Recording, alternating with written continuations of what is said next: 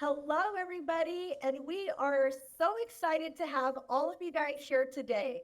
So, if you guys, I'm just going to give you one quick run. Take a look to the right, and if you see your chat box right there, you can go ahead and pop up in that chat box. And what it's going to allow you to do is it will allow you to interact with the participants as they're going through the presentation. So, if you can maybe clap your hands really quick. Yay! Got a lot of hand clapping going on. Awesome. And we are going to bring Addison to the stage, and she is just going to do a few housekeeping with you guys. Hi, you guys. We are so excited about this event today. So our facilitator today is Jacqueline Hernandez. She is absolutely amazing. She's been facilitating and has been a keynote speaker herself for over 17 years, and she's spoken to crowds of 25,000 plus. So we are so excited to have her. She's actually our director here at Growco Family Offices. Awesome. Thank you so much, Addison. Okay, so we're going to go ahead and get this party started. If everybody, again, we are looking for lots of participation, and I want to give it back to Addison as well. So, Addison, she really pulled this event together and just participated in the whole shebang. So, if you get a chance to pop in on the table, definitely give her your thanks and let her know how much you love this event. So give it up for Addison, please. Thank you. Okay, right now what we are going to do is we are going to bring some participants or keynote participants who we are so excited to come to this stage. We just can't even believe that we have the three of them together, okay? So moving mountains to get the three keynote speakers together here today for the information that we're going to talk about, which is generational wealth, building your family business in a strong way, and definitely all the techniques that are involved with that. And I can't think of anybody better to talk about generational wealth than these three individuals. I know you guys have been seeing a lot of our emails. You've been getting a lot of our video context in regards to who these individuals are. But I want to start off by talking about Mitzi Purdue. Mitzi Purdue is one of our panel events, and she is the daughter of one business titan. Her father co-founded the Sheraton Hotel, and definitely she is. She was also married to her late husband, who is Frank Purdue. Now, she is also a business owner and a business woman in her own right. Now, she started the family wine grape business, now one of the largest suppliers of wine grapes in California. Okay, all of us know and are very familiar with Napa. She is the largest supplier for wine grapes in California, so that's really amazing. Mitzi also holds her BA degree from Harvard and her MBA from George Washington, and as a former rice grower and wine grape grower in California. So we're really excited to have her on board. With her late husband's family and her own personal family, you're talking about over 286 years of generational wealth and succession. So again, I can't think of anybody else better to speak about this topic than the individuals here today. Okay, we have Sheila Driscoll, who is coming up on next as well, and she is the global platform for interdisciplinary business creators who join forces to make higher purpose for innovation, and they make things happen. She is the shaker and the creator of all things great when it comes to philanthropy, consulting expertise, and it lies at the intersection of media and entertainment, product and engineering, imagineering, and philanthropy. So we're really excited to have her here today. But not only that, when it comes to generational wealth, she is the great granddaughter of Jeremiah Driscoll, who is the owner and founder of the Fresh Berries in California. All of us know who Driscoll Berries are, right? I mean, ever since we were bringing her on board at the keynote speaker, every time I go to Trader Joe's or to the market, I always tell the person standing next to me, "Oh, don't you just love Driscoll berries? Are you guys getting some?" Definitely really excited to have her here talking about generational wealth as well. And then our third keynote speaker is going to be Alan. So Alan Olson is an amazing managing partner at Grofo Family Offices, advisor to the ultra affluent. He is definitely the person that anybody that is growing wealth, sustaining wealth, they go to him for advice because he is the strategist. He also is the host of American with over 65 million viewers and growing. He's been doing the American Dream Show for over 15 years now, and he is also the author of My Path, Living the Life That You Deserve. And he's also a philanthropist and keynote speaker in his own right. So I'm going to bring them onto the stage. Are you guys ready to hear from them today? If you are, in the chat box, go ahead and clap your hands over there. Okay, we don't have Al here. Let's bring him onto the stage. Okay, looks like Alan, you might be on. There we go. Awesome. Okay, and Addison, you can go ahead and turn your mic off and your camera off, and that'll take you off stage. Yay. Okay, how are you guys doing today? Good morning. Good morning. Hello. Good afternoon, Mitzi. Good morning, Alan. Good morning to everyone. Awesome. Okay, well, just also another hint here. These three individuals are amazingly great friends, so they all know each other very well. So this is definitely even more of a bonus as bringing them on together. All right, so today, to kick off our discussion, I'm going to ask you guys to give your opening statement when it comes to generational wealth and growing it, and what are your pillars that we stand on? Go ahead, Sheila. I'll let you go ahead and kick that off. So I would start by saying, in the Industrial Revolution, we needed to change the world by opening a factory. Today, currently, in the Internet revolution, all you need to do is open a laptop. And in agriculture, you really need to have creative solutions using AI, technology, but an overlay of philanthropy and giving back. And I have been blessed that I have a 150-year legacy with my family, that generationally, they educated us, mentored us, and really gave us the principles to stand on. And I think just shortly, in light of the afternoon and what we're going to be discussing, one of the great principles I was taught by my family was this: if service is beneath you, then leadership is beyond you. And that is something that I adhere to today. Those are the overlying principles, one at least, of what I have in my business and in my philanthropic giving. So I will let my esteemed colleague Mitzi take the stage. I love what I just heard. My approach and what I want to share with everybody this morning or this afternoon, depending on where you are, is having grown up in a family that's been in business since 1840 and married into one that's began in 1920, I've gotten to observe what makes families last. I've also spent a fair amount of time reading books and interviewing people on it. In fact, I even wrote a book on it. And I am eager to share with you some of the techniques, the systems, the approaches that, that help make your family business last. And I have an underlying motive for all of this. First of all, I'm a capitalist, and I think the free market system brings more happiness than anything else, than any other system. So kind of the backbone of that is the family business. The other part's a little bit philosophical, but I figure that my purpose in life is to increase happiness and decrease misery. That's what I want to do with my life. And it seems to me that a family, when it's high functioning, is an engine for happiness. On the other hand, if you get it wrong, it's an engine for misery.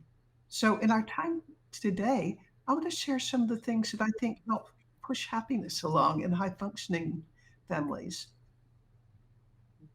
Thank you so much, Mitzi. Oh my gosh, that was gold nuggets right there already. Alan, can you please share with us? You know, I think that as Sheila and Mitzi both brought out, that, you know, service and, money is not equal to happiness. They're all intertwined together, and it's finding a purpose in life. I view money as really a stewardship. And so as an individual is able to solve a problem, and most time they're not setting out to make a lot of money, but oftentimes the more transforming the solution that they put out to the benefit of society is, usually they're amply rewarded. And with such, they have a lot, an abundance of wealth to do something with. I've talked to individuals who have been successful in making exits of businesses, and then they didn't know what their purpose was, and they immediately came back and said, Alan, money is not happiness. I need to find a purpose to be able to solve and continue to benefit the whole of society. So, today when I meet with individuals, we talk about purpose, we talk about foundation, and a lot of people, when they talk about transitioning to the next generation, they often are challenged of, how do I give wealth to my kids and do it successfully? And I said, well, if you're giving wealth to the kids, that's not the answer. You need to transform them into the purpose that you're standing for and what the family is trying to accomplish. Wow. Okay, audience, participants, please give a round of applause for those opening statements. Everything that they just talked about right there. I mean, if you didn't get goosebumps right there, oh my gosh, we need to pinch you and wake you up. Thank you so much for that. Okay, so now my first question here today is going to be more on the section of building and preserving the generational wealth. So in regards to preserving wealth across generations, how have you managed to sustain wealth within your family for multiple generations?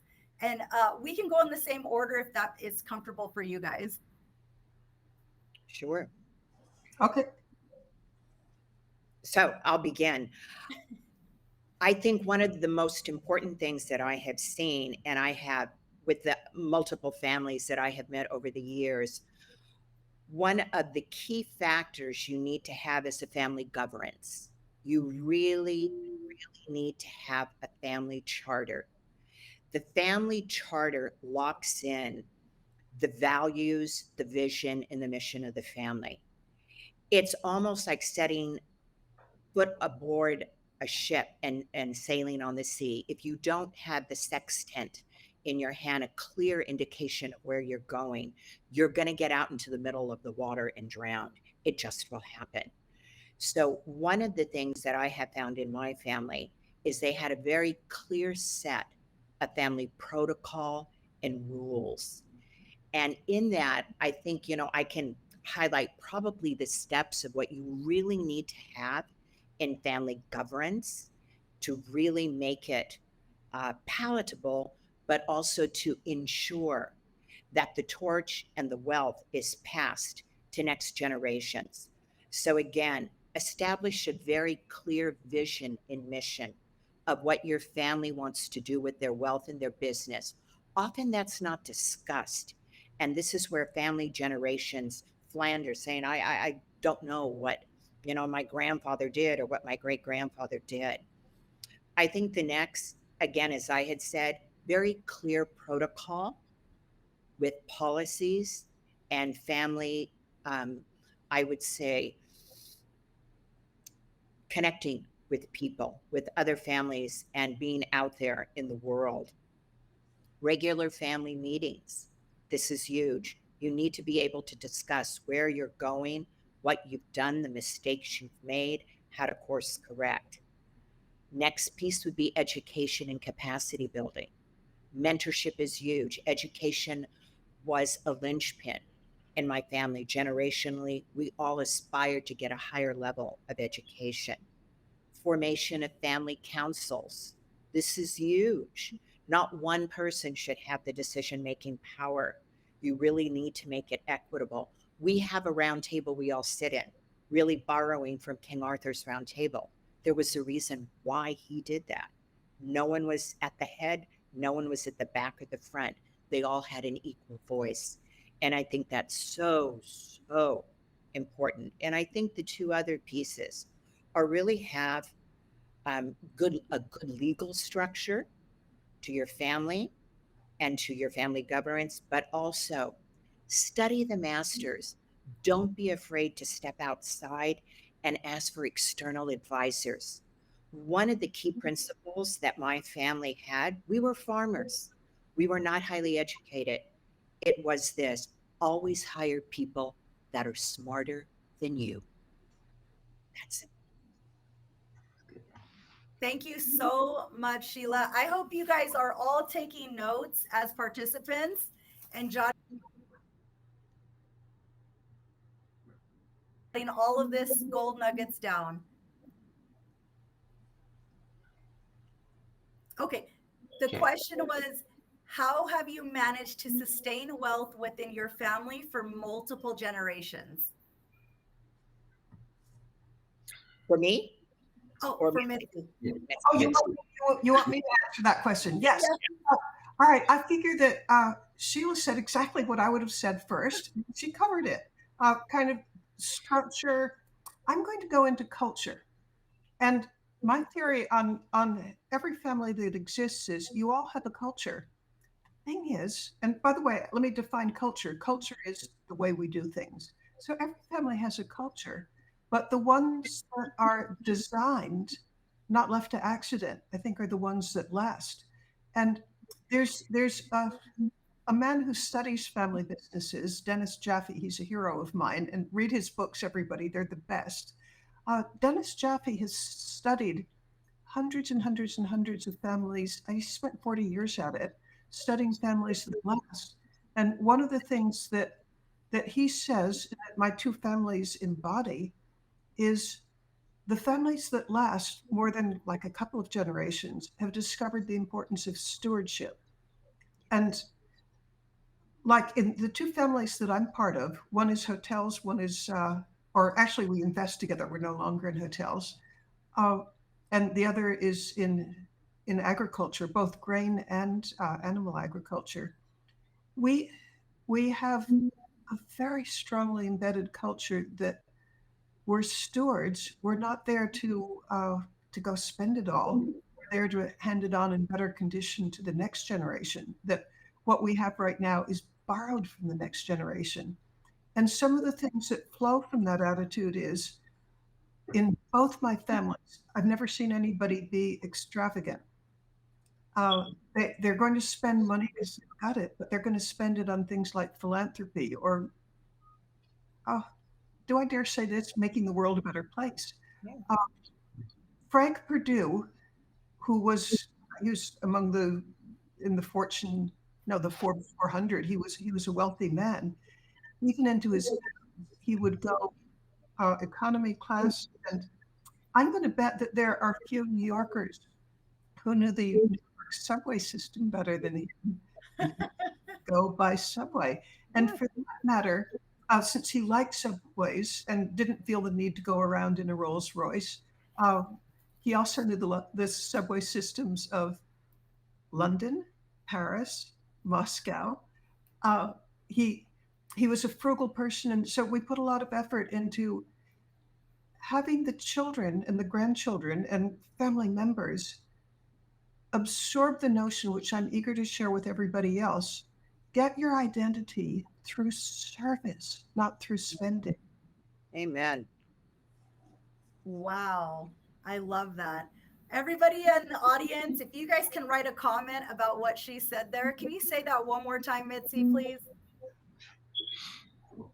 I'll make it a little broader. Every family has a culture. Make sure that your culture instills in kids from the youngest age that your identity, your best identity, is going to come from service, not through spending. Wow. If anybody can pop into the chat really quick here, please. What do you feel about that? I mean, that is just, that says it all, right? Yes. Thank you. Look at those chats. Awesome. Okay, Alan, if you can, do you want me to repeat the question? Go ahead. Yeah, repeat it. I remember it, but go ahead. Go ahead. Okay. How have you managed to sustain wealth within your family for generations? You know, when I look at this, and I'm going to be more broad because I work with a lot of family offices. What I see happen is the ones that have a foundation and a mantra, and they instill that to the next generation, are more powerful. Sometimes the parents or grandparents may just set up a foundation and say, this is what I want you to do. And I'll tell you a story of one of the heirs to one of the large beer companies called me up one day, and he says, my grandpa set up this foundation for me to donate to Mothers Against Drunk Drivers. And it was tens of millions of dollars into this. And he said, do I have to do this? And Grandpa had already passed away. And I said, no one's going to force you to do anything if you don't want to. But it's the case in point about understanding the culture, and also when the person resigns or passes on and gives it to the next generation, making sure that whoever is a steward to that carrying on the foundation's purpose understands and accepts responsibility there. Money brings with it a stewardship, and that is to solve the problems of the world and help make the world a better place. And I think it's never too early to start communicating within the families and meeting often with family councils of, the things that the parents would like to do, and also to have the input back from the kids of, are you willing to accept this responsibility, so that, when mom and dad pass on, they know that the legacy will continue. I love what you said right there. And if you guys caught that in the audience, wealth is a responsibility is what I heard right there. Wealth is a responsibility. And I love that. Okay, so now as your core values, how important is intention in building and preserving the family wealth? I know, Mitzi, you talk a lot about it in your book. This is not on accident. This is not by default. Your family legacy and your family togetherness, that's on purpose. So maybe, Mitzi, if you could lead that question. I'd adore to. We put a lot of effort into embedding the culture, and I want to give a couple of points that might be useful to other people. And it's this. People ask me, what's kept the Hendersons together since 1840? I mean, that's a long time. And I would say that there are two pillars of it. One is philanthropy, but almost the bigger one is the Henderson Estate Company, which is the children of the initial wealth generator, decided they liked each other. They would fund in perpetuity an endowed dinner, the Henderson Estate Dinner. And that meant for probably 100 years, family members would get together for dinner once a year. It's now grown into a weekend. We just celebrated our 132nd family weekend. And the huge advantage of that is it gives people identity. And we make it very nice. There's money to, so there's entertainment, and it's a great experience. I have family members tell me that it's one of the highlights of their lives to get together, to think about what the family values are. And at these endowed vacations, Purdue's now are doing the same thing. We do things that embed the culture, such as there's a Service to the Family Award, and all year long people are competing for it. You get nominated and the previous winners vote who wins, and there's a great big elaborate ceremony that the person gets to feel really good. So we don't leave it to accident that the values that we stand for are embedded in how we do things. And one way is these family endowed vacations. Another is we have newsletters, and the newsletters aren't just for the adults. We have newsletters deliberately aimed at children, telling family stories of where they came from and what we value in this family. I love that. Thank you so much for sharing. Sheila, would you like to go next? Sure. And, piggybacking on what Mitzi said so eloquently, she's 100% correct. Because if we really define the word intention really ultimately translates into the goal. What is the goal? And you really need to have a clear crystal clear vision of just not accruing wealth, but also sustaining a legacy. And Mitzi just spoke about a family legacy, and really a legacy that echoes your core values and principles. And this is what my family has also done. But I think what you need to do in order to anchor that is really look at what are you investing in, and what are the ventures that you're looking at. Are they in clear alignment with your core values and what your family believes and the culture of your family? I think that's critical. And one thing that I would invite anyone new to this field of family offices or creating wealth, again, go back and study the masters. I'll give you 3 people that have created funds intentionally that anchor their intention, but also create their wealth. One is the Omidyar Network. This was created by Pierre Omidyar. He was the founder of eBay. The Emerson Collective, Lorraine Powell Jobs. This is her foundation, and also the Rise Foundation. Clearly look at those 3 examples of how families really are putting their money where their mouth is and have created a fund to do this. Because remember, in our families, Mitzi's and in mine, it's really serving the higher good, as what I would like to define it. It's just not spending money to spend money. Gone are the days of the Rockefellers or the Fords in essence. We're taking a look at very laser focused giving and doing good. And I would say initially that's the difference with philanthropy. If we define philanthropy, it's doing good and feeling good while we're doing it. I think that's probably about the most simple explanation of it. But as a core investment, and I love what Mitzi just said about how every year her family gets together and has this dinner. If you're looking at building wealth, think about investing in real estate, that you have a property that anchors that, just where the family goes. They have their dinners, they have their meetings, whether it be biannual or annual. They celebrate the family, they celebrate the legacy, but also on a financial return, it compounds growth, it appreciates in wealth. So this is something that I'm throwing out that my family has done, but also for those that say, well, gee, what are a few things that I could do? Just a few examples. I love that. Thank you so much for sharing, Sheila. Alan, how about you? Intention on building and preserving wealth. How important is it? And give us some examples. It's very important from the standpoint of how you put this trust or the estate in place to continue on after you're gone. I've seen situations that parents were running through and saying, I want to set up the trust so that after I die, this is how it's going to work. And then they come back to me and ask if I would give oversight to that as a trustee. And I said, absolutely not. I will not touch that unless you get everybody together in the same room and you have a discussion.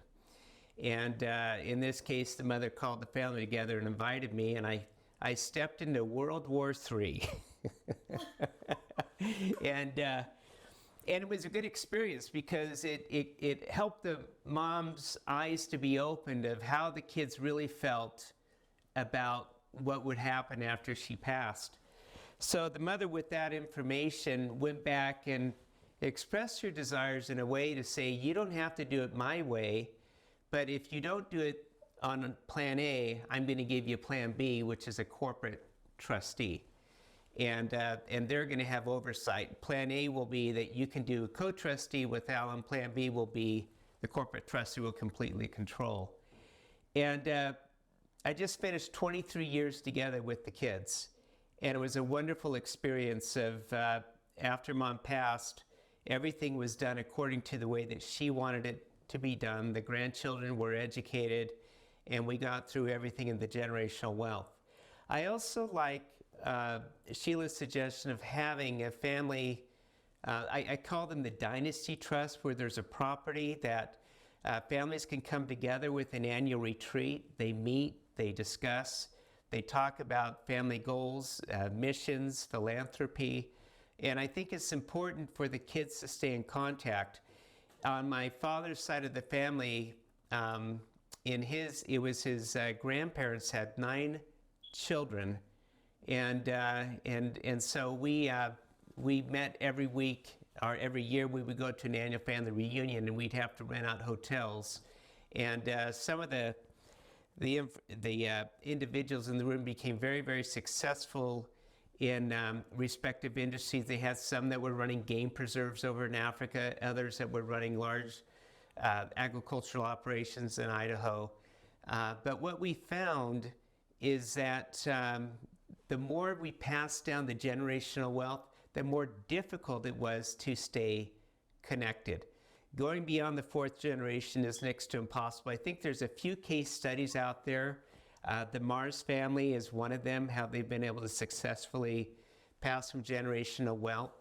And it's very defined and it's articulated inside of the mission and the statements. And I feel constant communication and getting an understanding and a buy-in from all the kids and the family members is so important. Thank you so much for sharing that. In the comments, we have Hugh says, great approach, Alan. I learned that one the hard way. Daniel says, so wise, important to provide that clarity. Thank you guys for sharing in the chat. Keep it coming. So I love what you guys talked about. You really emphasize on the fact of getting along, and that getting along starts from a very young age, and really cultivating that culture like you are speaking on, Mitzi, and creating that dynamic culture from a very young age, and creating those experiences that really bond you and lock you in and anchor you in together as family members. In your book, you talked about a very wealthy friend of yours that had that was celebrating Thanksgiving alone, and when you really peeled back those layers, there was a lot of family tension that was going on, and it was all circled around finances. So you guys are talking about building that family. I love what Alan says. He talks about getting everybody together, as Sheila says, and staples that, talking about the round table. There's nobody at the head, nobody at the foot. Everybody has a valued opinion when it comes to this, but it all starts from cultivating that culture from the very beginning, right? Okay, so my next question is challenges and pitfalls. So what are some common challenges or pitfalls that maybe didn't happen in your family, but being connected with other families that you've seen them face when trying to preserve wealth over time? Sheila, I'll ask you first. Sure. So again, I could probably say one of the biggest pitfalls, I can summarize it in 2 words, and that would be lifestyle inflation. And with that, I mean, it's increased wealth leads to increased spending. We've all seen it. We've all seen it. But here's the underlying message we all need to take away. And wealth is to be nurtured and grown, just not merely consumed. And I think this is what, Mitzi had just said so beautifully. And I think some of the ways to look at that and to really navigate the challenges and the pitfalls is, and I'll kind of put this ball back in Alan's court, which I think he's seen as well, is you really need to have a clear idea of taxation and really strategies for efficient managing of taxation and tax efficiency in your giving and in your business. This is often overlooked. One of the other pitfalls that I have seen, families rarely have a succession plan. I mean, literally a document that's built in. If A dies, B will take over. And I've seen it in philanthropy as well. One of the key things that we'll talk about later is when I look at donating to foundations and supporting philanthropy, do they have a strategic plan, which is basically a family charter, family governance in essence? And do they have a succession plan? 9 times out of 10, they don't.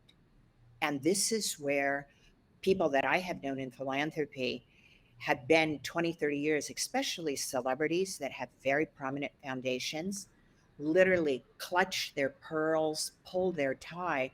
They don't feel they can let go because they never trained their replacement. They don't feel that another person can do what they do so well. So I think that's part of it. So, mentorship, preparation for the next generation. Something that Alan just said previously, dialogue and consensus building. He said he wouldn't touch that family with a 10-foot pole until they all came into the same room. Absolutely. And 23 years later, successfully, he's still representing them and helping them. So, dialogue and consensus building is huge. And then you really have to look at, and I think COVID brought this out, the Ukraine war brought this out, rapidly navigating the changing economics and landscape. And I think you do that by diversified portfolios, but also look at one element, which would be having not only the diversification in your portfolio, but really looking at compound growth. Those two words are huge. Compound growth. That's where I would say it's how you kind of navigate the challenges and the pitfalls that I have seen in my own company and in my own family business as well. Thank you so much, Sheila. Mitzi, how about you? How do you see these common challenges or pitfalls that families face when they're trying to preserve their wealth over time? Okay, to get academic for a moment, I'm going to quote Dennis Jaffe again. He says the statistic I'm about to share, it's not certain, it's a little bit squishy, but it's surely ballpark. He feels that one family in 1,000 makes it 100 years. And why do they not make it? And the biggest reason seems to be family quarrels. It's rarely that they made bad investment decisions, or it's the most vulnerable, the greatest vulnerability a family has is family quarrels. And so I want to circle back to what Sheila said at the very beginning, that having a system of family governance where you have a way of coming to decisions which are understood and kind of rules that are expected, sort of like having a constitution almost. I think that's how about that's prime. But then I'm going to throw in a second one, which is, and again, I'm quoting from a number of people who've studied this, that when you have a family quarrel, every family has quarrels, but if you take it public, that's very likely to be a bridge too far. It's seriously difficult, if not verging on impossible, to have a family be high functioning and together if you've had a quarrel that's broken out in the newspapers, or where you've had adversarial lawyers fighting each other. And so in both the two families that I'm associated with, we grew up from childhood with the idea that quarreling is okay. Do it, get it out there, don't hold it back. But never under any possible circumstance wash your dirty linen in public. And the way that it was expressed in the Hendersons is we're a united family as far as the world goes. We don't wash our dirty linen in public. And the Purdue's expressed it as the covenant. Again, that within the family, whatever it takes to do to be heard, and hopefully it doesn't mean screaming and shouting, it doesn't. But if it did, that would be okay. What's important is you don't take the quarrel public. And if you quarrel within the family, and yeah, that's just, I think, 100% inevitable. But if you quarrel within the family, you still have a really pretty good chance of putting it back together. And so my recommendation to everybody is to teach the kids from childhood, we don't wash our dirty linen in public. Yes. Did you guys hear that, audience? Please put a thumbs up if you heard that and you're taking it in. Yes, thank you so much. We do not wash our dirty laundry in public. Thank you. Okay, Alan, how about you? What common challenges and pitfalls that family face when trying to preserve wealth over time? I'm going to just pick up where Mitzi left off about airing dirty laundry in public. I was involved with a family, and they, this is years ago. I'll name the family because they were in the National Enquirer with their stories. It's Bing Crosby's estate.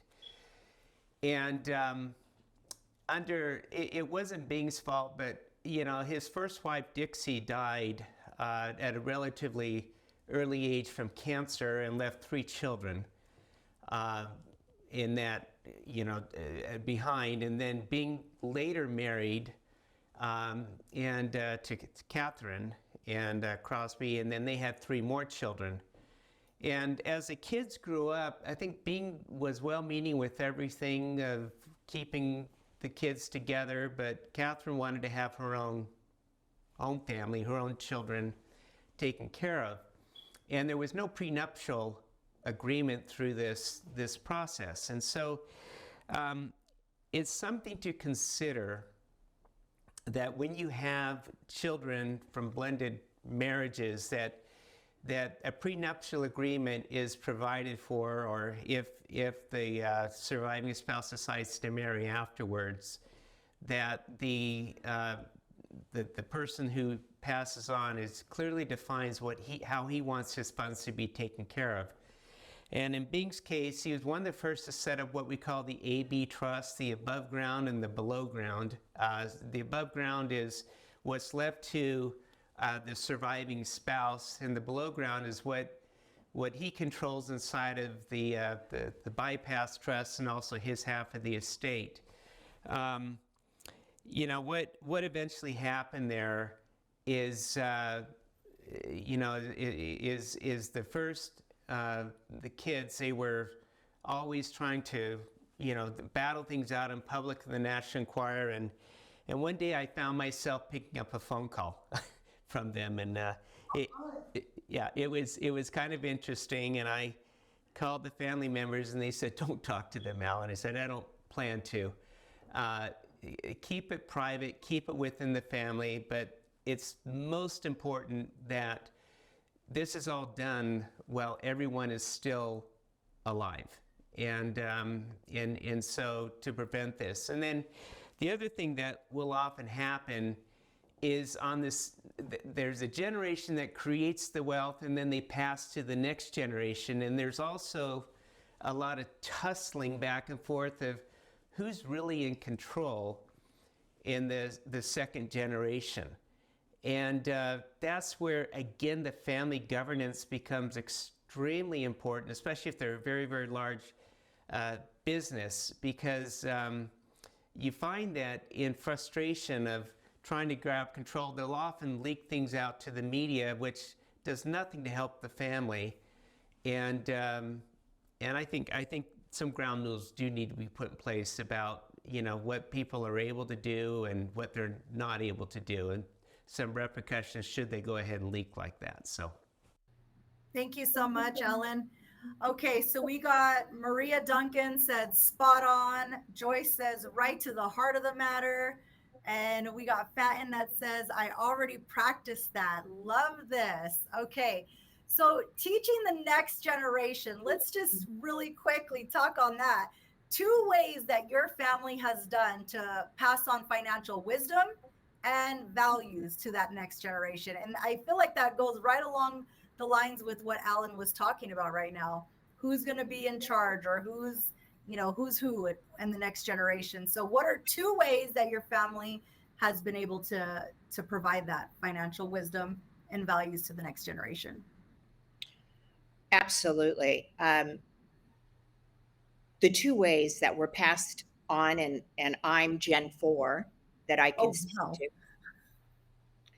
to. My father took me to business meetings and hand-on experience. I was brought to business meetings when I was 4 years old and went with my father. I was not allowed to speak. My father taught me how to learn to listen. Huge. Because he would say, people listen to reply, not to respond or understand. And that was a huge wake-up call for me. And I would listen to the people discuss strategies. How did they plan? How did they take turns? Their body language. But what did this teach me? My father taught me how to negotiate. Women are not taught how to negotiate in business. This is a huge piece of our financial literacy that's missing. And my father at the end of the meeting would say, "So, Sheila, who was the person that did not get angry at the meeting?" And I said, "Well, it was X or it was Y." He says, "Then that's the person you always consult because they have the level head and the answer." Wow. Very simple, but it's hands-on experience. My parents were very, very good about including me. So one, hands-on experience, go with the family, learn from them, be taken out. And so my dad taught me the business part, but my mother also taught me the philanthropy part. She was an RN, a registered nurse. It was important because growing up, I grew up in Salinas on the Central Coast. There were a lot of farming families and not a lot of wealth. We were very simple people. But many people had large families, to Alan's point. Families had 9 kids. Grandparents came for families of 13, my own included. It was wisdom, it was knowledge.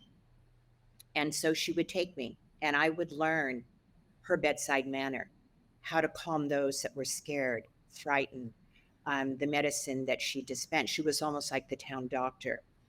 But it was her love of giving. It was her love of humanity that inspired my love of giving and my love of humanity. And the second piece would be storytelling. Storytelling is huge in the family, and mine has a legacy. And many would also know that if any of you have spoken to me or talked to me offline, there is quite a history of storytelling, and that's what goes back. You will all be faced with moments of uncertainty and of doubt in your business, and having that storytelling and that wisdom to fall back on is huge. And I'll end with a point where in 1942, during World War II, a lot of people were unaware that the Japanese American were the farm workers in the strawberry fields. When World War II hit, they were interned. People lost their workforce overnight. And Driscoll's made a promise that when this all ended, we would homestead, we would open their homes and come back. My father was a World War II, he was a Pearl Harbor survivor. So he was there when the Japanese bombed. My dad was one of the few that got out by the skin of his teeth. And there was a lot of resentment and anger that was not going to bode well in our family. And again, going back to decision making, my grandfather made my father go off and said, "You have no place with your anger in this family, and you need to bring harmony and restore economic security to our family. Go off and pray and meditate and come back." He says 2 questions. 1, can you forgive? This is first and foremost, because if you cannot forgive, you cannot lead. And second, he said, you need to learn the difference between reacting and responding. So what are you doing, David? Are you reacting or are you responding? Get that difference clear. And he says, and I'll leave you with this. The difference between anger and danger is the letter D. Wow. Wendy Gamillo says, thank you so much for sharing. Impactful. Thank you. Ganache says his father also took him on many business meetings when he was a teenager. Thank you so much for sharing that, Sheila. Of course. Alan, how about you? 2 ways that your family has done to pass on financial wisdom and values to the next generation. Well, first of all, they added a clause into the wills. Okay, here we go. Okay. So one of the things that it is important within the family is to make sure the kids get along. And I can think of no better way to make sure that there's never a quarrel over what the parents intended to do by putting a clause within there. Should any of the children take an action against one or the other in a financial dispute, a legal matter, that person will be rewarded $1 from the estate, and that's it. And and usually it prevents arguments, at least in public, right?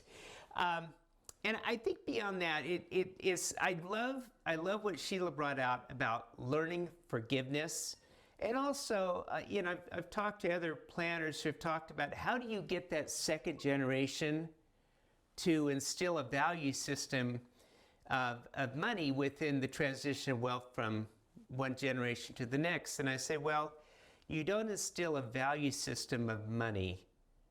You instill a value system of something having to do with spiritual in nature.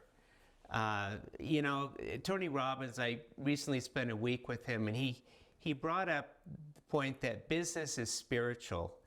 And we are all spiritual beings going through a human experience. And as such, the more that we understand our purpose and our mantra of, it's about giving back, it's about lifting others, it's about building those around us, the more value that comes back to us in enriching our own life. And I can't emphasize enough that the parents, as they meet with the children, that they work to instill a value that it's not about the money, it's about the stewardship, it's about the purpose, it's about making sure that what you're doing you have a passion for, and so that this legacy will continue to build into the next generation.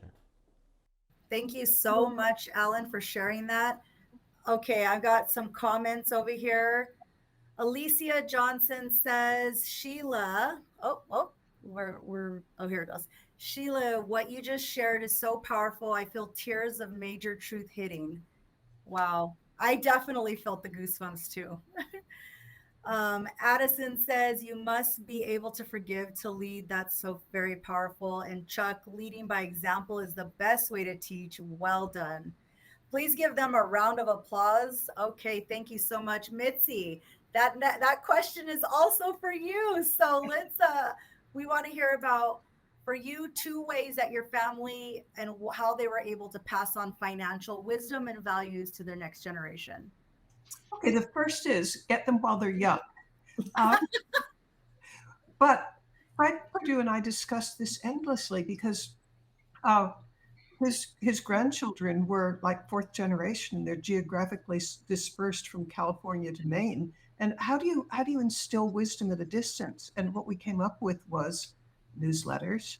But within the newsletters, there would be one specifically aimed at the grandchildren, say age maybe 4 to 12.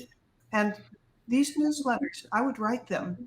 I would tell stories from family members. And I'll give you one example of one newsletter.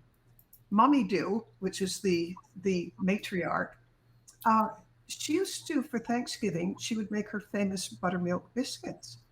And she would make them, she'd whip up the batter, put it on a baking sheet that was covered with aluminum foil.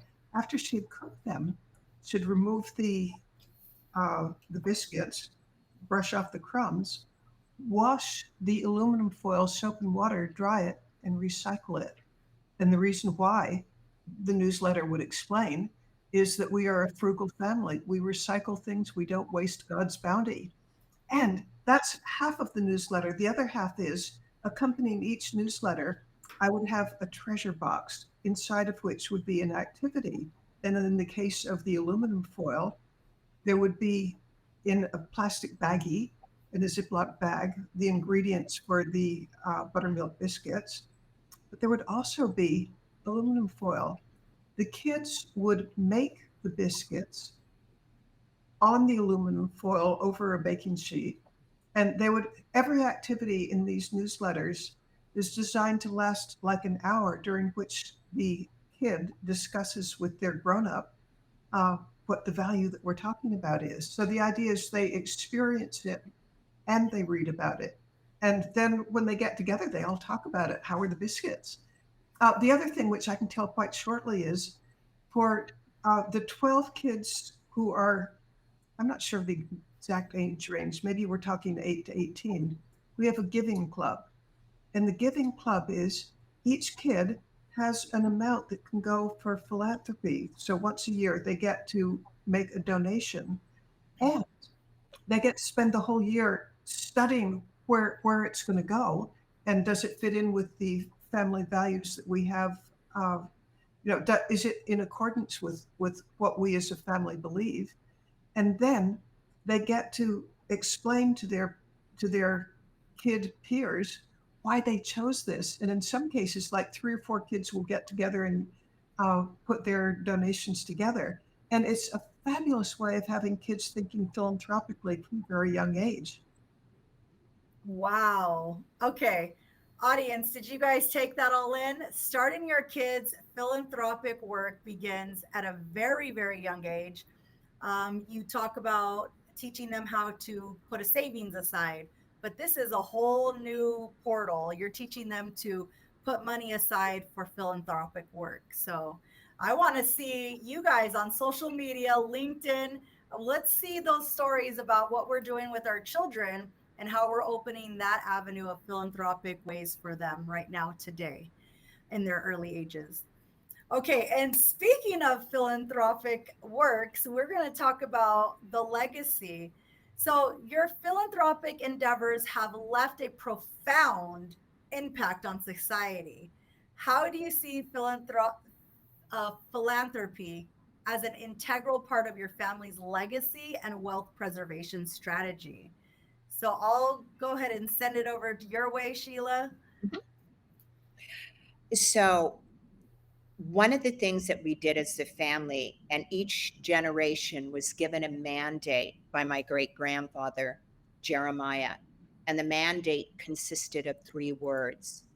We were to inform, inspire, and innovate. And that had to be not only in our philanthropic giving, but in our business sense as well. So when you take those 3 mandates, those 3 principles, and say each day in business and in philanthropy, how am I informing the public? How am I innovating? What am I creating that's new? And how can I inspire others to do the same? Now you've got a very good framework. So with that, Mitzi had earlier said, it's the joy of giving, part of the legacy. One of the things that my family has done is my great grandfather built the company on 2 words: create joy. That was it. It wasn't create conglomerates. It wasn't create monopolies. It wasn't, create billions. Simply create joy. He had it very early on that in order to preserve our legacy and in order to preserve our philanthropy, you have to put other people's happiness before yourself. And he focused on that. Only the freshest, finest berries, that every day, if you put a bowl of berries, it brings a smile to your face. It brings joy to your family. It's nutritious. It's good. So simple. And it's how he did it. But we built our entire business around those 2 words. And every day we look to inspire, to inform, and to innovate, and really serve the higher purpose, that spiritual overlay. It was never anything that we ever strayed from. And I think in order to preserve that, it's really looking on higher purpose innovation, which is what I look at to do and to create, and building the team around me.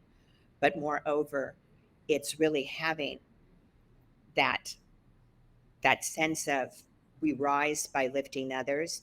But I'll end with something that I learned from Kevin Spacey, that his mentor, Jack Lemmon, taught him. And mentorship is huge in families. He said, when you get to the top, send the elevator back down. Yes. Did you guys hear that? Say that one more time, Sheila, please. When you get to the top, send the elevator back down. That's how Woo! you ensure philanthropy, legacy, and really a renewed sense of business. Share what you know, inspire those around you, inform and innovate. My great grandfather was right. That's how you send the elevator back down. That's how you continue the wealth, the philanthropy, and hopefully the legacy. Wow. Okay. If that didn't give everybody here goosebumps, I don't know what will. Send the elevator back down. Hold the door open for those behind you. Thank you so much. Alan, philanthropic endeavors, how have they left a profound impact on society? And how do you see philanthropy as an integral part of your family's legacy and wealth preservation? You know, I had an interesting part of my life where when I got married to my wife, I said, you know, we put out a mantra about what our purpose and our mission would be, and we went to the end of life and we said, well, we take nothing to the grave, so it has to be more than just making money, because that all stays behind. And we decided that we would put a purpose within the family and within those that we know within our surrounding communities. And so as we started out on our mission in life, we came to a point in life where I was having 4 children that would be going to college at the same time. It was going to be a real financial burden.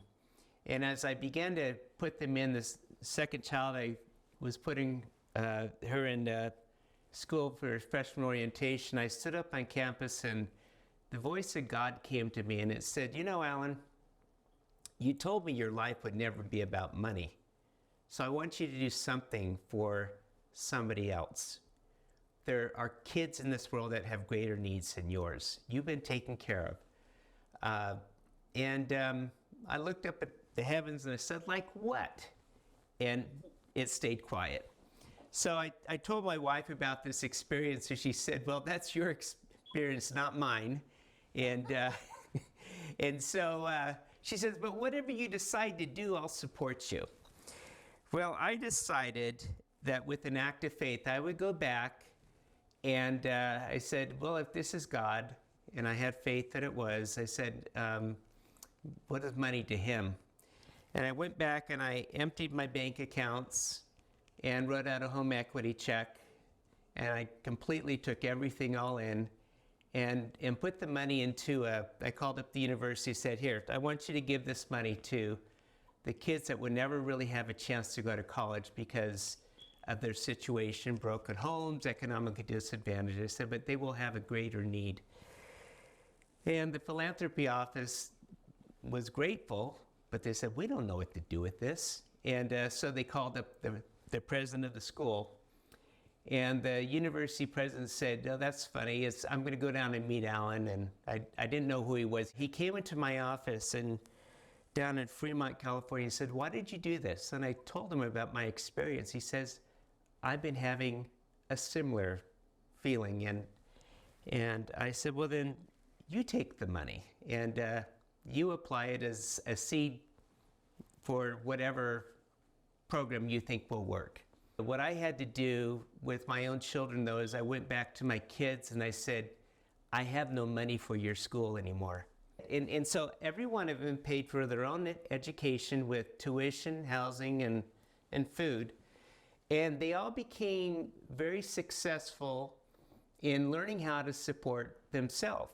You know, teaching your kids a value system and having them learn through life about their own resilience, that it's not about taking somebody else's money that's handed to them, but it's creating your own pathway in life and your own passion, following the gifts that God has given you and developing those and relating them to the communities around you will give you a much higher purpose in life.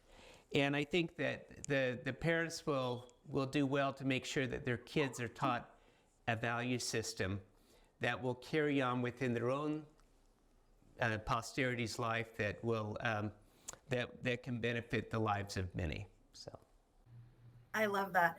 And I really want to. Okay, we got some. Chuck Roberts says, "Ideal tough love." Ganache says, "What an inspiring story, Alan, and great words of wisdom. Thank you so much," from Wendy Gamil. Yes, definitely. Thank you for sharing, Alan from Fatimbazi. This is great information, great stories. Again, I love what Sheila always said from the very beginning is what you're hearing here today in this discussion cannot be Googled, right? On social media today, we see a lot of people flaunting wealth, but we don't see a lot of people giving and being philanthropic, right? And that's what this topic is about today, is teaching those values to your children, teaching those values to your family, no matter what state your family is in right now. As Mitzi says, as Sheila Allen, they say, as long as it's not in the newspaper, it can still come back together and you can reconcile those differences. But not only that, start instilling and establishing, anchoring, and chartering those cultures that you want to be developed within your family, where you want this ship to go and how it's being steered, and also what is going to be left and who's going to be left to manage and handle that. The one thing that you hear a lot about in this conversation today is that these individuals were taught to manage super wealth from a very, very, very young age. As you see in some of the chats, people are talking about how their parents took them to business meetings. So this is not an uncommon method and a common way to build your family and create that generational wealth, but also give them that true experience. As Sheila says it best, hands-on experience beats anything, right? And when we're talking about philanthropy, in Mitzi's book, she talks about going on the aircraft to London. She says, if it's a difference between getting a first class ticket or getting a coach ticket, and that balance that would have cost me my first class ticket, I can send it to charity. I'm taking coach all the way to London. So that says a lot about who these individuals are here today with us. They're not about flaunting, but they're about giving.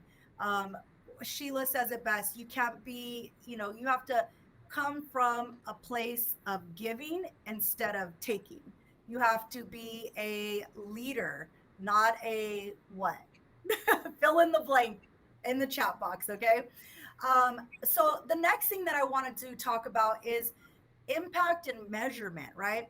So Mitzi and Sheila, I know you guys. I looked at a lot of articles.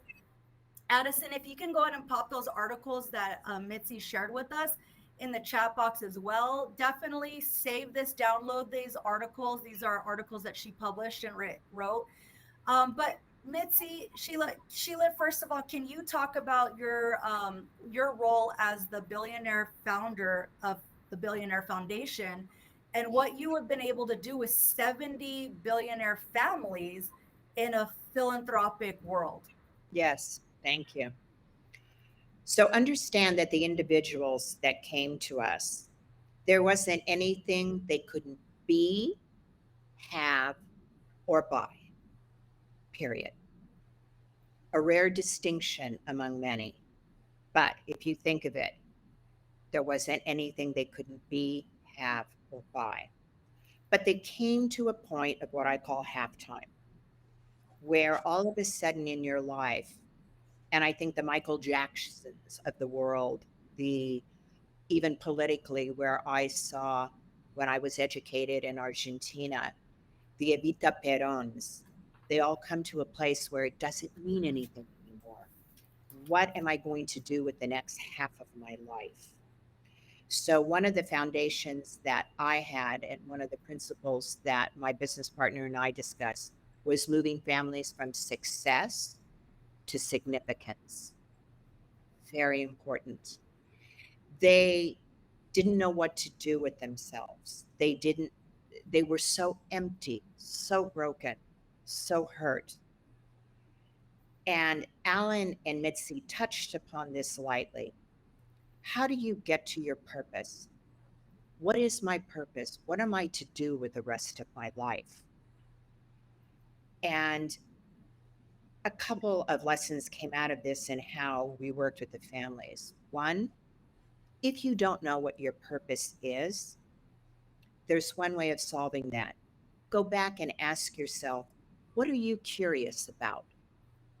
We all know what we're curious about.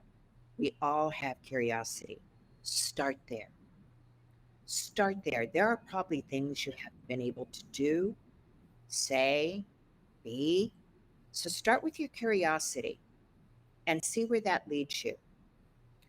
Doors started opening up just with that one question. And then they said, well, I know I have the expectation my family wants me to give. I don't know what to do. Creating a family fund. Right now, look at green funds you can do, a catastrophe fund. Look at what happened in California with fires and devastation. We had Mother Nature wreak havoc on us. It would have been nice if people could have stepped up with family funds and done things, not to say that they didn't. But here's the most important thing: collaborative philanthropy. And many of them said, well, I'll start the next, heart research and uh, foundation and this. It's like, whoa, why don't you talk to the other 7 families who have done this? Work with them and collaborate. Collaborative philanthropy is huge. That's how many of them pulled themselves out and did good things very quietly, unannounced. The biggest example, Warren Buffett and Bill Gates, the Giving Pledge. That is the epitome of collaborative philanthropy. And from there, it trickles down. So working with these families, it was to get them more on giving back. Giving, how do you, Alan said it very, very clearly with, if you don't have faith, you don't have patience. And your patience, boy, do I know, will be challenged. And how do you get through those moments? It is really having that faith that it's all being taken care of.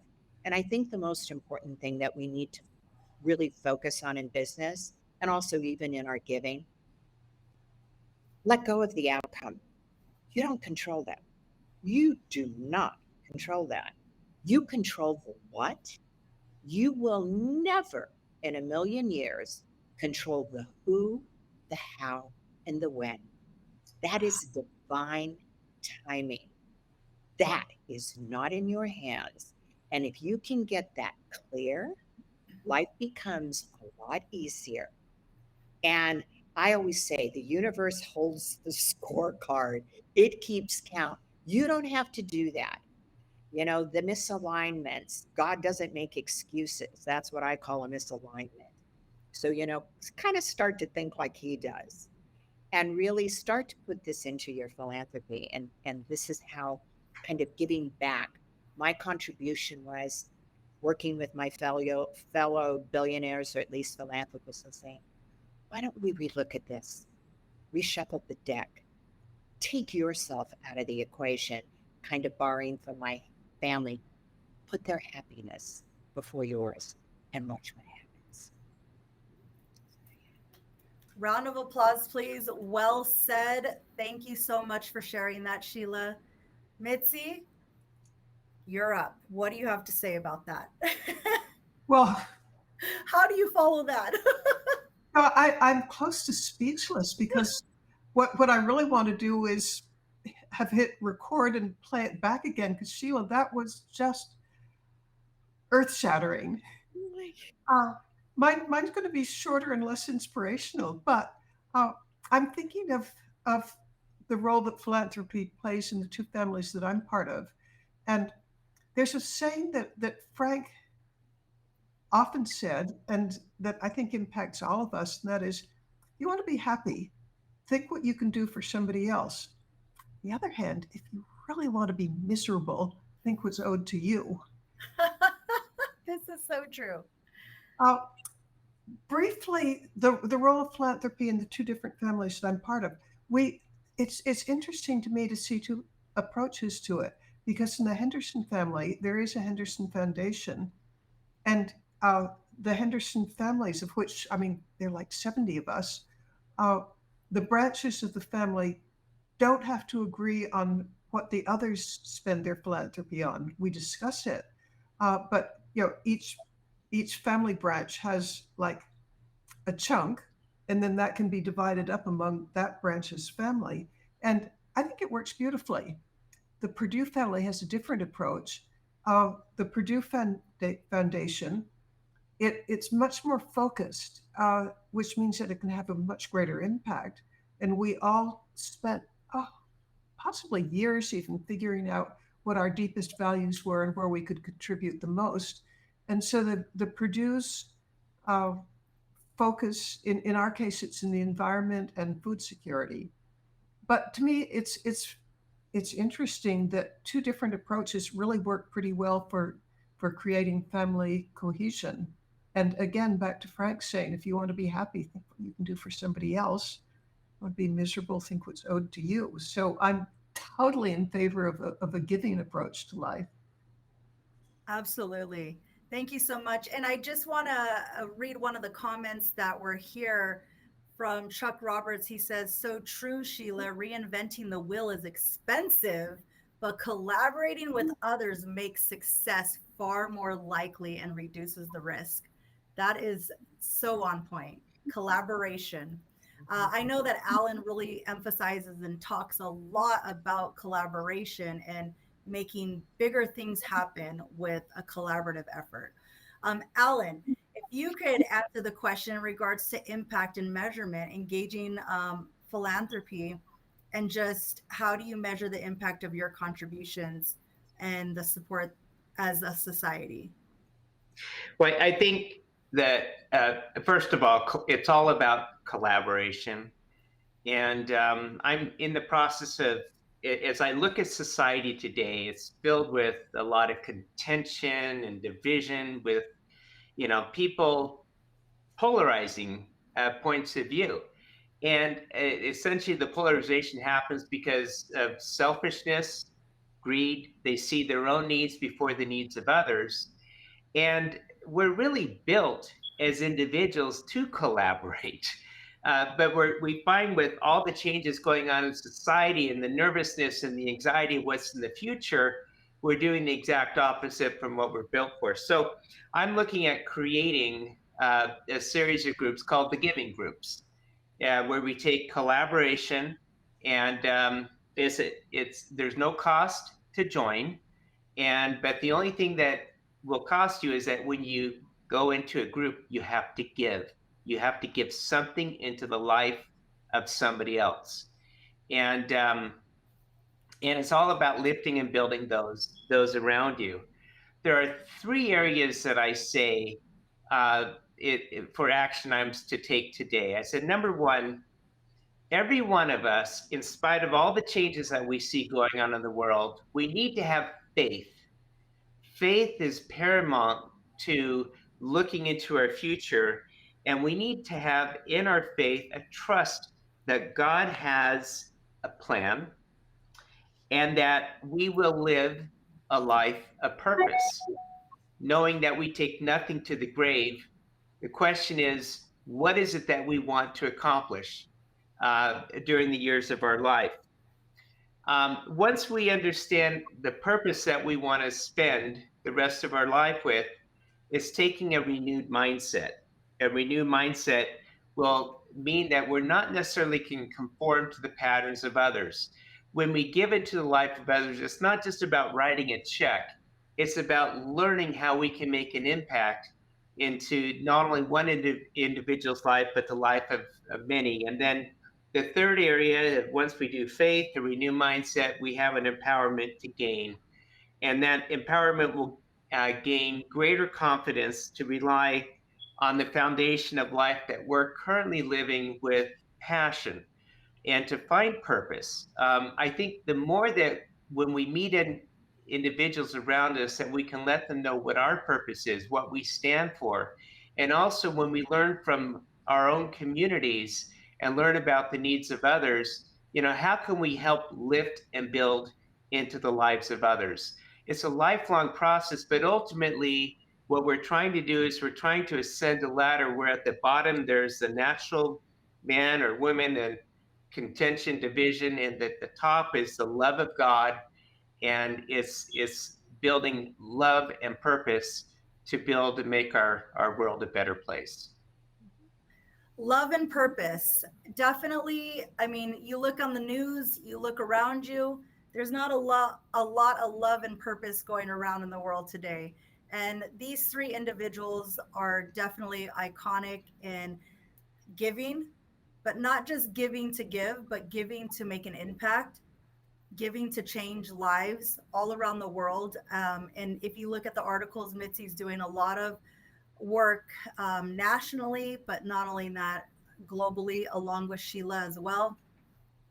Everything that Alan just talked about, he's opening up his program so that there is, philanthropy, but there's also mentoring as well. So these are really great, great ideas, techniques that they're using. We're going to go into the breakout room here in a minute.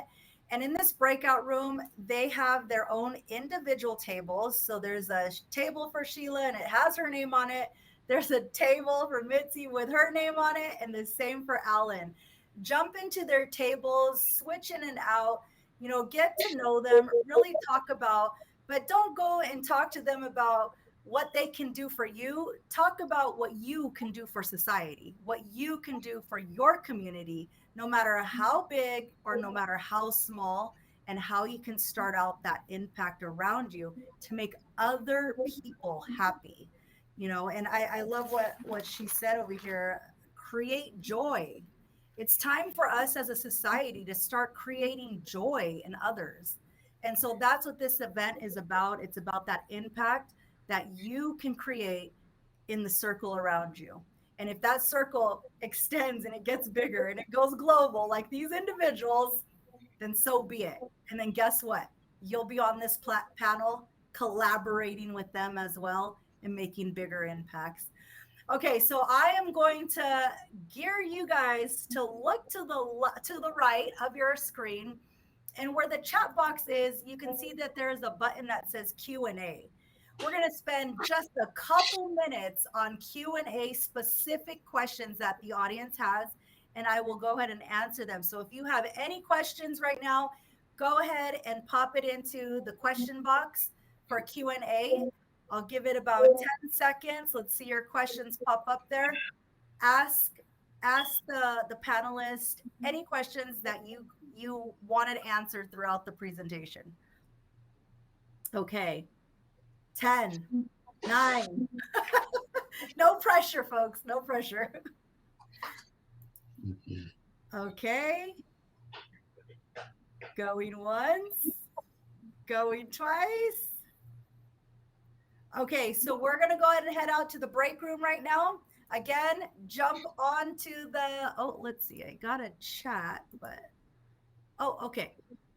Besides keeping problems within the family, what other big recommendations would you suggest?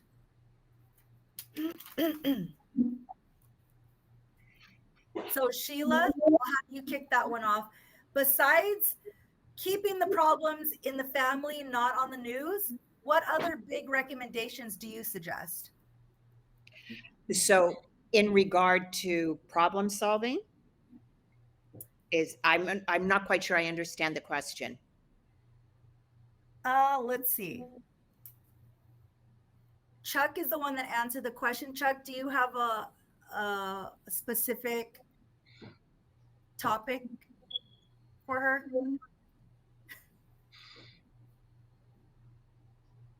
Okay.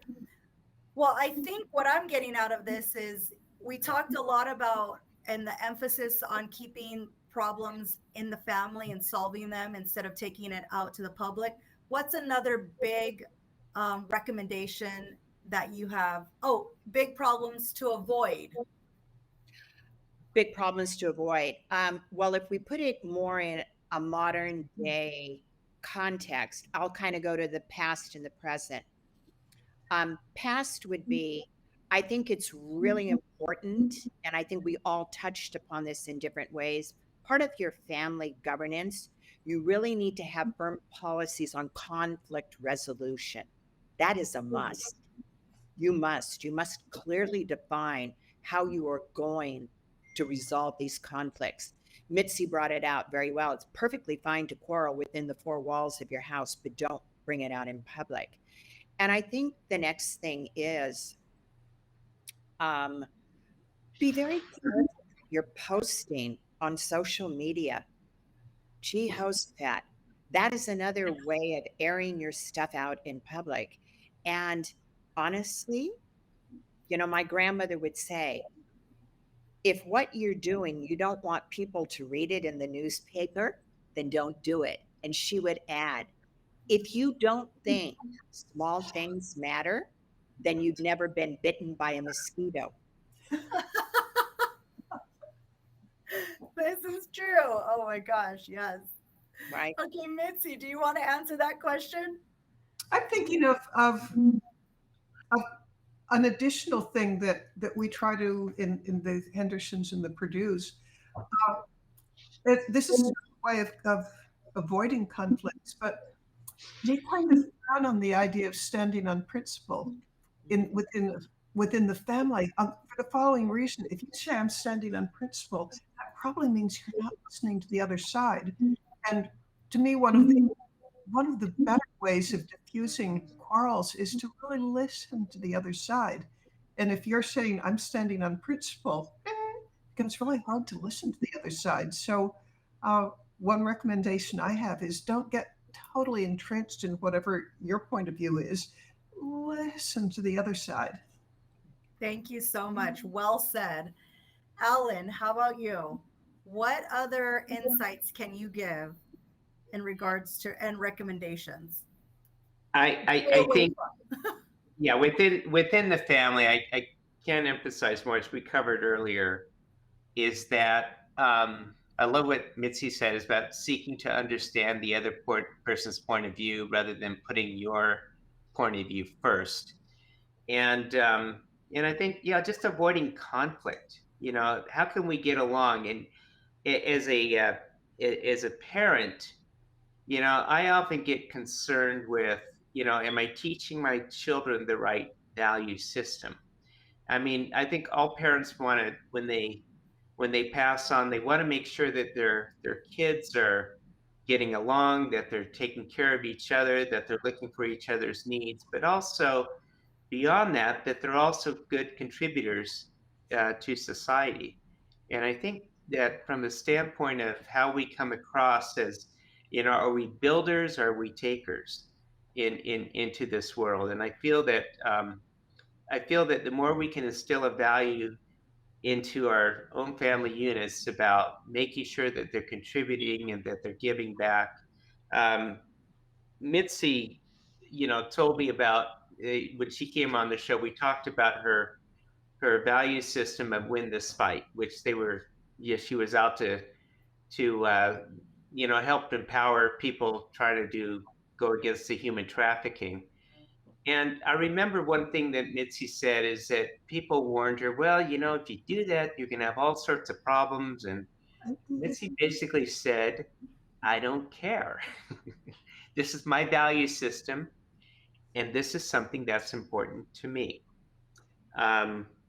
Sheila, when she went and started the co-founder of the Billionaire Foundation, she had a mantra about helping to solve the world's problems. She wasn't out to make money on this thing. She was out to use a collaboration of individuals who are capable of putting back and lifting into the lives of others. And I feel the whole empowerment and the value system is so important when we use our communities for collaborative purposes, that we're more givers than takers, we're more builders than destroyers. So.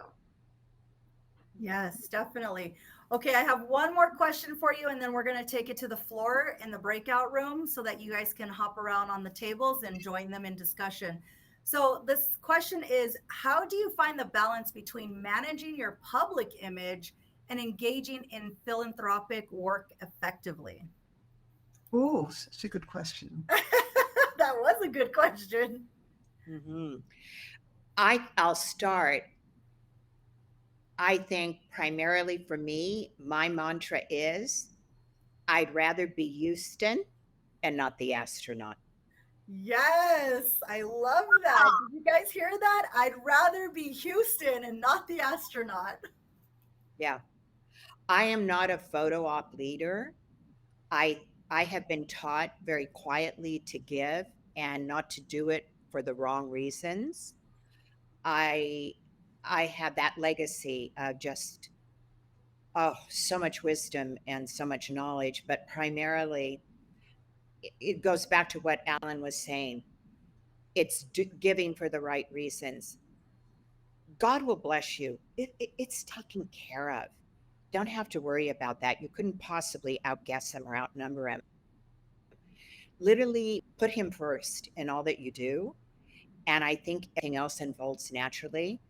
But I trust that it will all be taken care of. And for my public image, you don't need me out there that much. I'm very, I don't want to say guarded, but it's family protocol. This is what we were going to family governance. The Driscolls aren't out there pounding their fists on their chests. We do it very quietly. We've done it for 150 years. Yeah, we're out there, we know. But I dare you, we're not on Wikipedia. We're not one of our family members is, and there's a reason for that. And I think it's really, we were taught, be humble, be gracious, be grateful. And here was the one word, it's gratitude. How do you embody that, and how do you teach it? And like I said, I'd rather be Houston than the astronaut.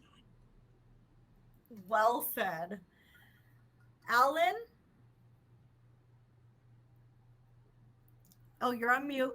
Yep, here we go. Okay, so I love it that, the people that practice philanthropy understand full well that the more they do things quietly, the greater the rewards in heaven. There's always a blessing that comes to the giver, but it's not necessarily a blessing that they seek. And I want to tell one quick story that it always deals with faith. And I had one individual family office that I was working with, and they were giving donations in excess of $10 million at the end of the year. And I looked at the patriarch of the family. I said, "You know what's going to happen here?" He goes, "What?" I said, "You're going to get it all back and plus some." And he says, "Okay, but I want to do all this quietly." And so the individual, we made the donations in December. By March, this individual had received back fourfold in money from what he had donated. Wow. And he had not expected this to come back to him.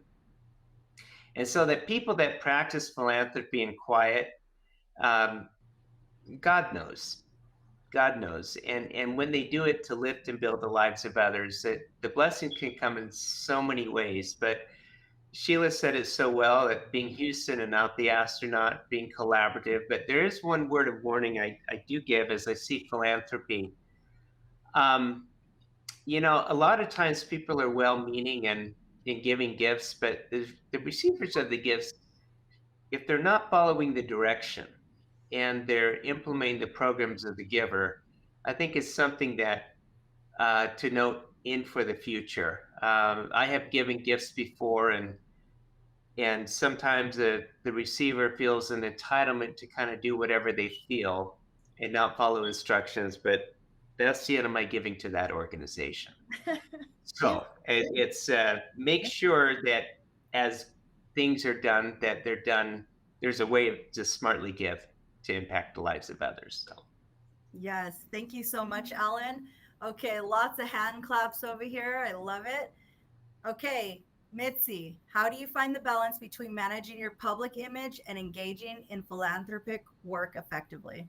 Okay, I find that just a seminal question. I'll first say how Frank handled it. Frank Purdue, he used to have a string attached to his gifts, which, I mean, he's the most philanthropic person I ever met in my life. And the string was, you can't tell anybody.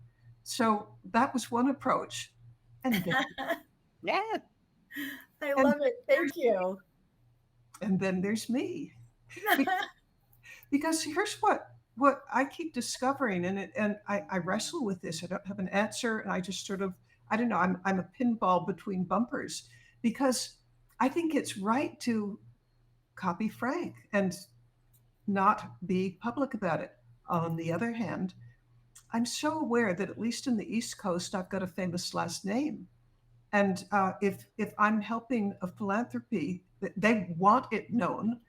Um, and because having a famous last name, it can help with other donations. So Yeah. I don't have a great big wonderful answer to this, but That's your bumper cars. it really is true that say you have an anchor donation or something, it can make a difference. Awesome. I love it. Thank you guys so much. Please, everybody in the chat box, show them your love. What do you want to say to them? Just put in one word comment. What did this event do to you today? And put that in the chat box. Beautiful, humble, gracious, gratitude. Thank you. Could totally relate. Beautiful. Thank you. Thank you. Value. Thank you for your wisdom. Oh my gosh, sharing the love. This is amazing. Thank you, everybody. Heartfelt. Okay, thank you. Okay, we are going to go to the breakout room. We have 15 minutes with our keynote speakers, intentional speaking, intentional thank you. Oh, love this. And you guys are going to get to connect with them on a deeper level and just jump into discussions with them. I do want to point out two things. Number one, to the left of the room, there's going to be a red carpet media table. If you want to tell us how you love this experience and you would like to share it with us, jump into the media room and then let us hear from you directly.